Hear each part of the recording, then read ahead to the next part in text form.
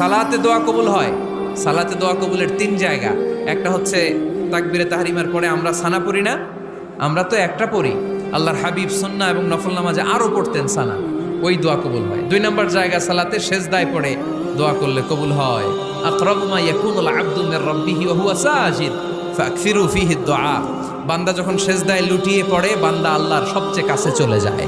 তা কিন্তু বিশ্বনবী বলে সেজদাটা তোমার রবের কুদরতি পায়ের উপরে পড়েছে। সেজদায় পড়ে দোয়া করেন।